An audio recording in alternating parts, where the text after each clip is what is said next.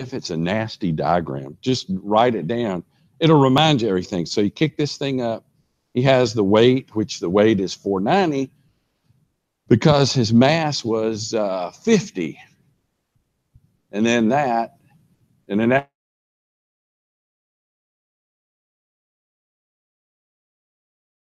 some of the forces in the Y, you have this one minus that one, and then you have a portion right here, this little portion going up, which he's grabbed right here. There's your 490. There's your force on the whatever this crate is coming from the ground. And then you got this part pulling up. But it's not accelerating off the ground, or at least initially you're assuming it's not accelerating off the ground. You go through and you pull things around, and you can get this one to give you the NC. Once you have the NC, he's come back and he said in the problem statement, I should have read the problem statement.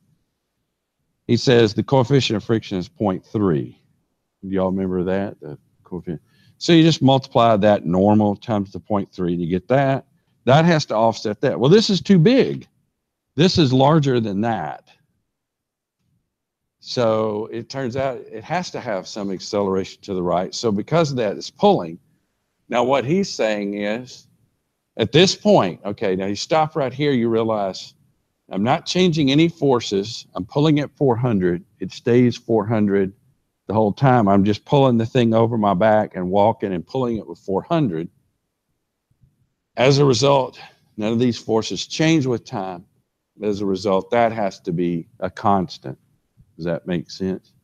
Then you're back to your constant stuff, you know, where it's a constant initial velocity, which I don't, okay, so I don't know what he said because I didn't read the statement. That was bad practice, but he obviously said that it's at rest. Person starts pulling it. After 3 seconds, how fast is he going? And that's it. Now, you could even go in there, and he probably says, how far did it go? Did he say that? Okay, so we can add that to it if we want to. It may seem like a lot, but actually it's not that much. So how far did it go in 3 seconds? Well, remember these silly equations? Since this is x, you know, you got x equal to x naught plus. Now, here's the difference between this and the projectile. Vx naught t plus the acceleration in the x, and I guess I need to say c for constant, t squared over 2. So if you want to know how far it went, you know, you could move this, x minus x naught equals to v x naught t. Well, that's initial at rest plus the acceleration in the xc, which is still this thing. But he didn't identify that being x, which I guess he should have. And so the whole thing moves a distance of, that's the acceleration, 5.185 times 3 squared over 2. That's how far the block moved. So you could go do that. You could add that to the problem. The key is, from this point backwards, in all these problems, the forces are not going to change with time that I can see. If they're not changing, acceleration is constant. Means you're moving back to these constant acceleration equations, which is that one and that one. And that's pretty much it. That's all you have. So you're kind of, let's see, you're kind of limited on the type of problems you could do. You can show some fancy pictures or things like that, but past that, you could do some fancy stuff like integrations if somebody wanted to. But I mean, here, look at this one. So it says a baggage truck. This time I'll read it. Photo, okay. In the photo, so here's your baggage truck over here. Weighs 900 pounds, tows 550, and the 325. So the one back here has less. For a short time, the driving friction force developed at the wheels of the truck is 40 times T, where T is in second. Now, the first thing that I would be concerned about, I said that, and now I have to renege because he's given me a force which does change with time. And so it says if the truck starts from rest, determine the speed in 2 seconds. And so he already drew the free body diagram. And if he's given me this as being that, I could do sum of the forces in the X equal mass times acceleration. Well, I got all, and I really don't care what this is. You know what these are, don't you? What's the NC, do you think? If you're just summing the forces in the Y and that, what do you think you'd get? Yeah, 325. This will be 550. That'll be 900. Pretty boring. So now all I've got is this force offset with what other force in the X? Say this is X. Or here, let's reverse it just because. Let's say this is X. What other force do I have in the X? Yeah, although he didn't tell me it had any friction.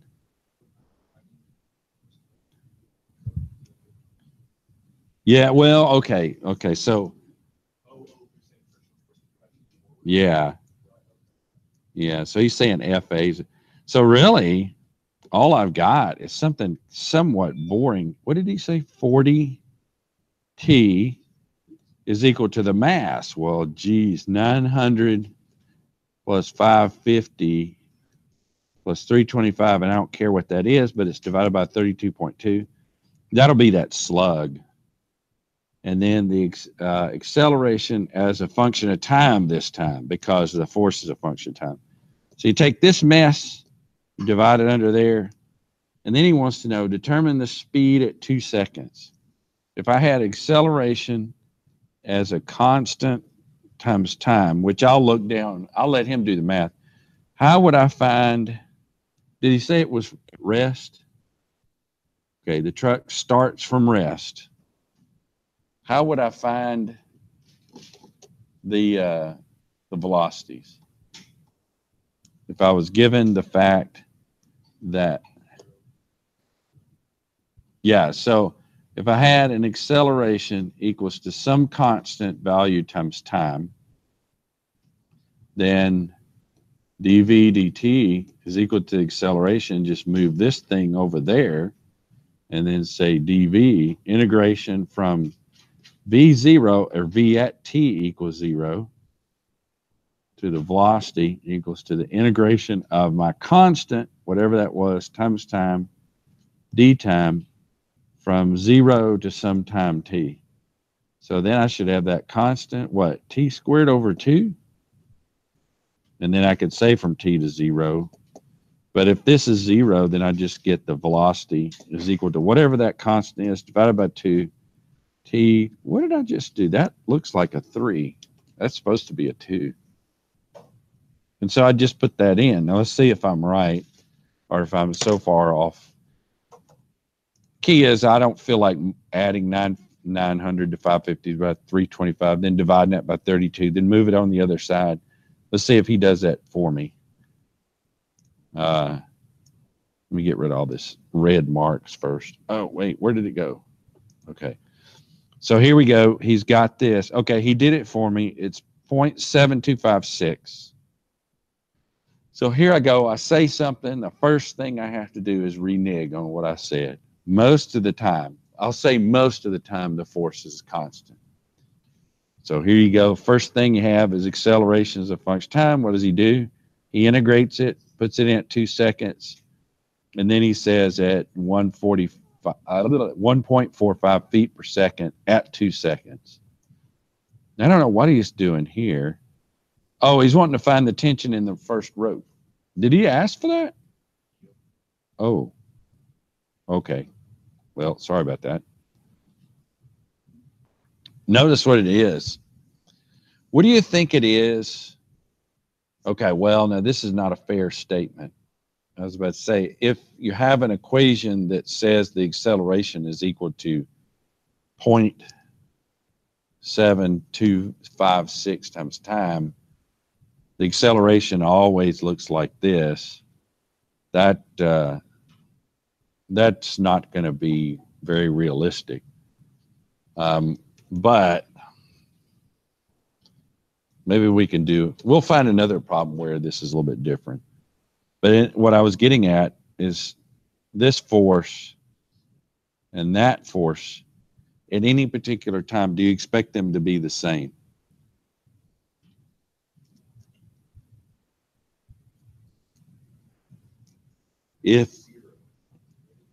Well, now, okay, right. Now, at any time that's greater than 0, do you expect those two, the tension and the force, the FA, to be the same? Okay, so he solved it here. Now, what is the F? What is FA at 2 seconds? Let's see, I can't remember his equation. I'm going to roll up there just to make sure. 40 times T. So 40 times 2 is 80. Why are these not the same?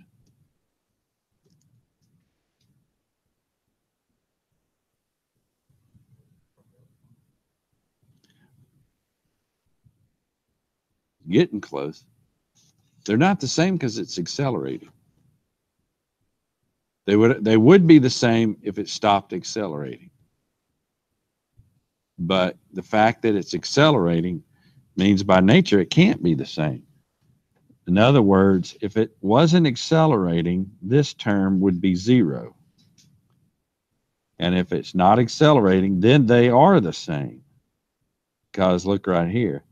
So this acceleration happens on the right-hand side. Sometimes kind of confuses you for a second. Now, there are times, okay, in this particular case, it's 39, right? And this is pulling it at 80. So obviously this one is greater than that one. So you're like, okay, I can pull this with 80 or 90. This will always be less. Guess what? There are times where it can be more, where you're decelerating. So in other words, there are things that can happen that will change that, which is why dynamics is important. Give you a typical example. This is not associated with, but this is why these type of, well, okay.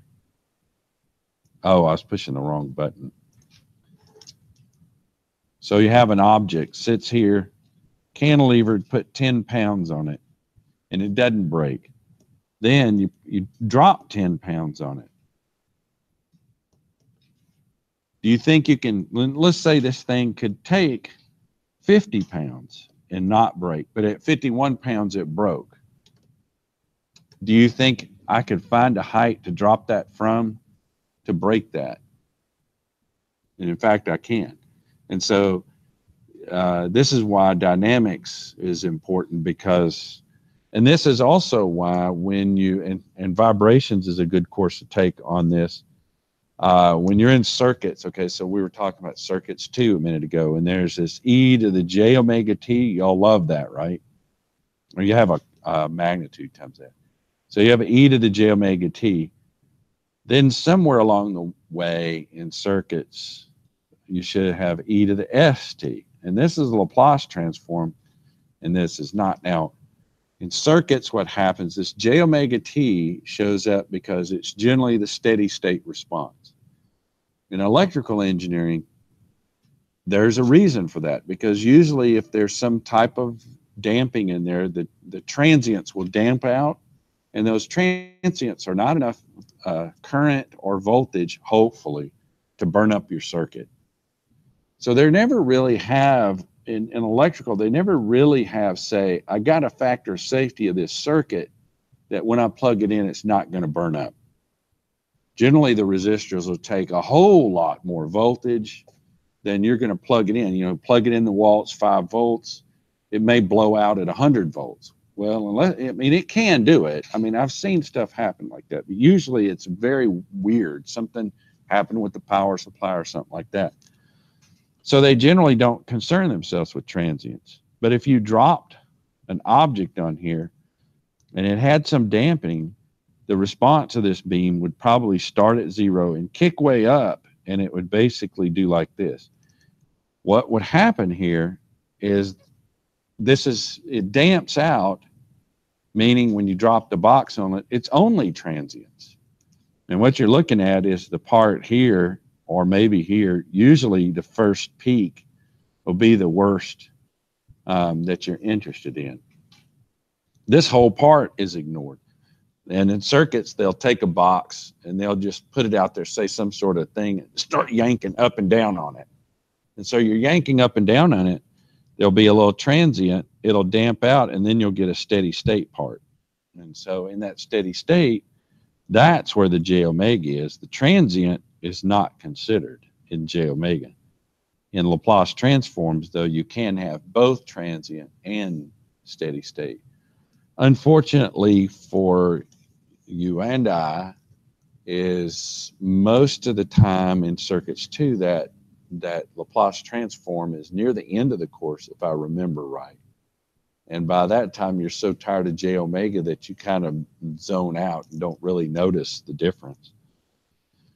In one regard, maybe it should start with the Laplace transforms.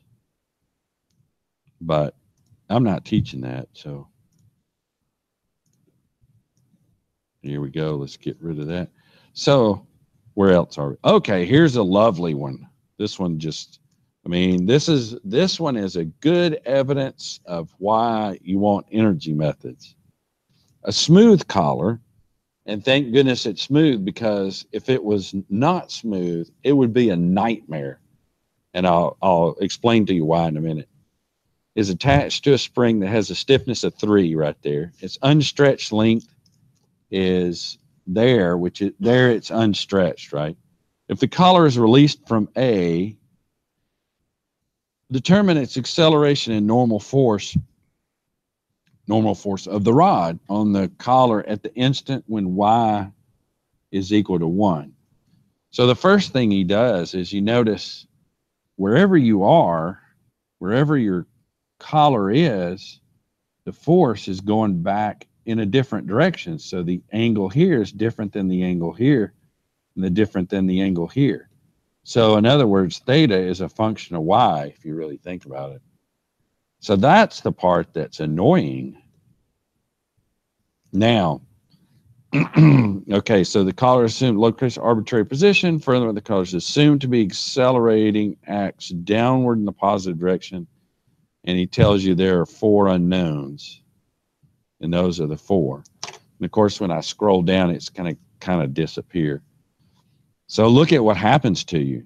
Oh gosh, you get in here, and this is why some of these examples are somewhat entertaining, but not so much.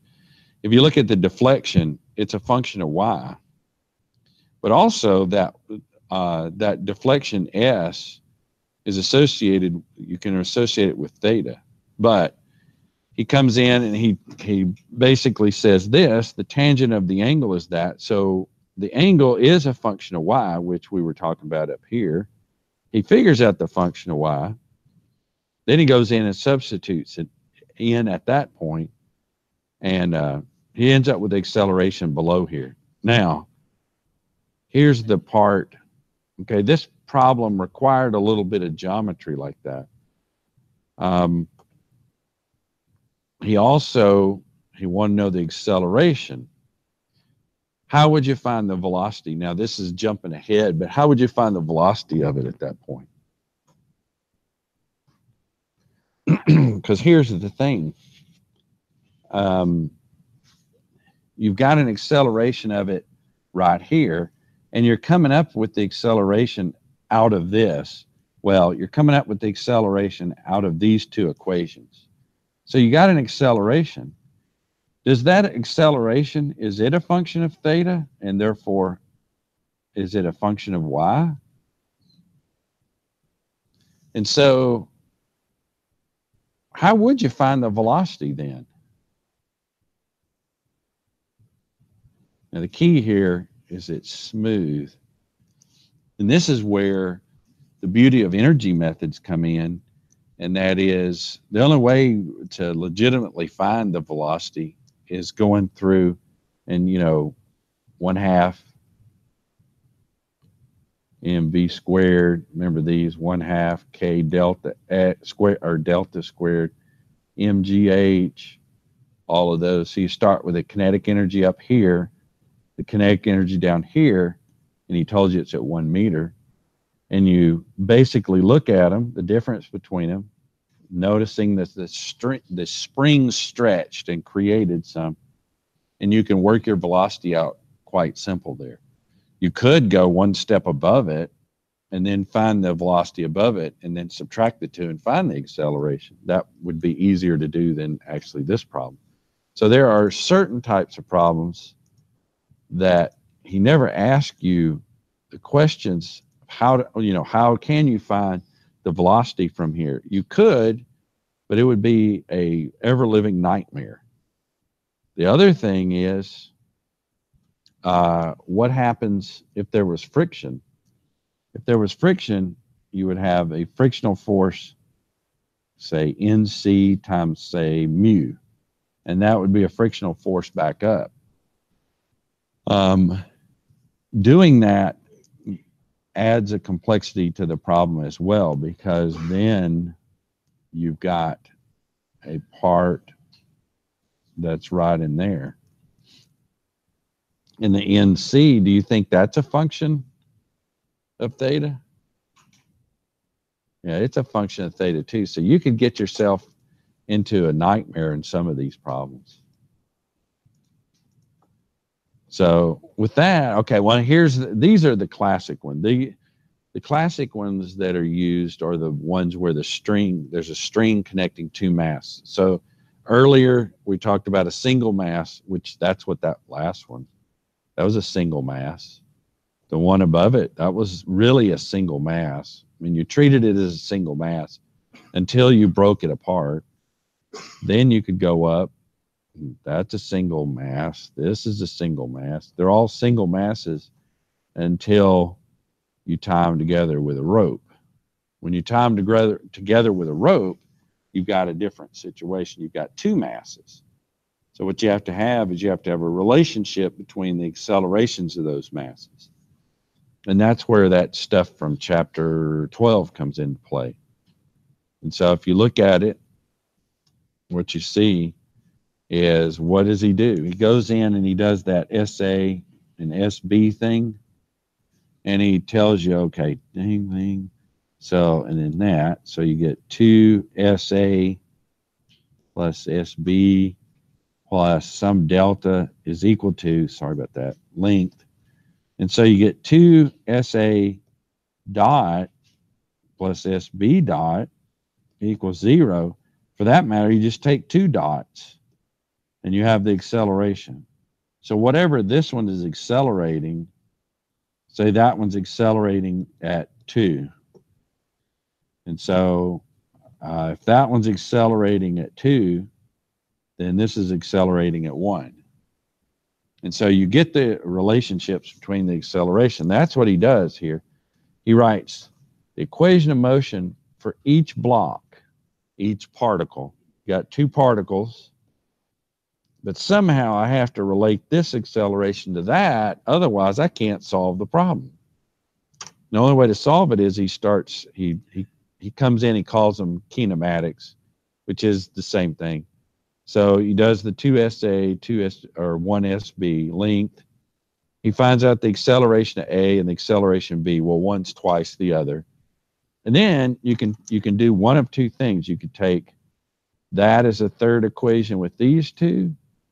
So now you got three equations, three unknowns, or you can just substitute in and change that to say, what would that be? 2AA with a minus sign in front of it.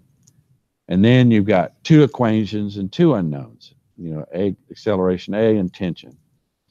And that's what he does. He finds the solutions there. Then he wants to know, okay, if you release this thing and you're not pulling on it, then the forces are constant, and therefore the acceleration is constant. And what does he do? He uses the constant acceleration equation to work that out. So the only oddball problems that that are different are the ones that have a rope connected to them. Okay, so what time is it? 10:44. So I guess what we'll do next time, there's, okay, how many different problems we can do? Look at all the different problems. Good grief. So apparently he wants me to come back in and work a bunch of problems.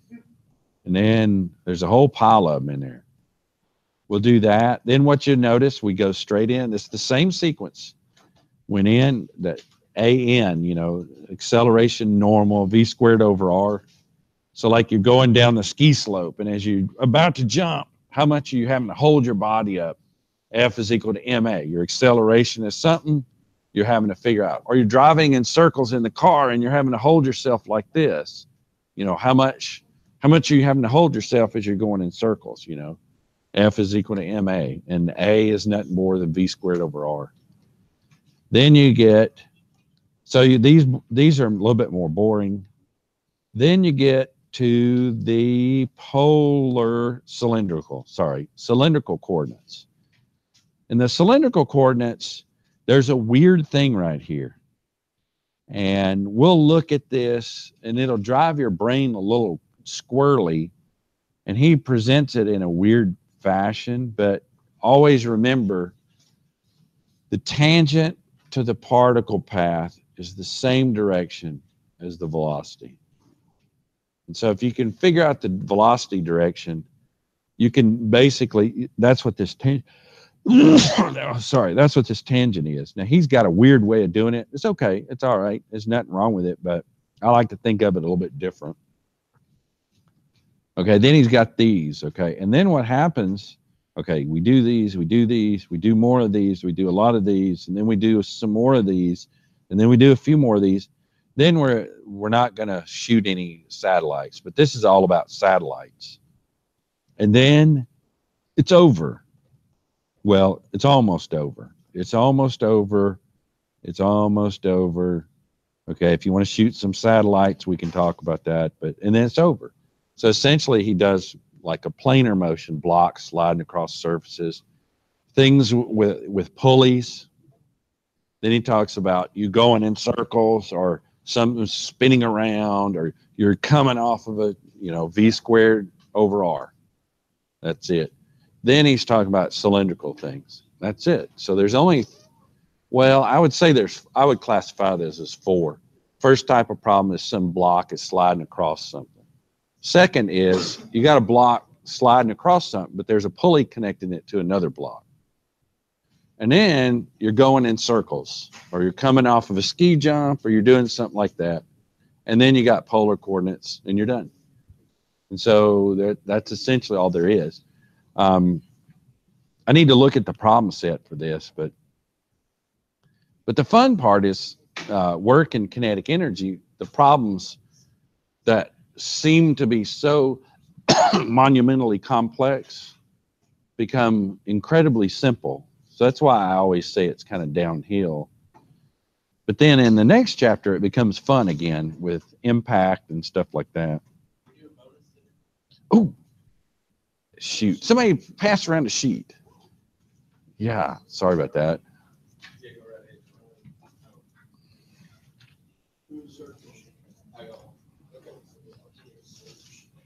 Yeah.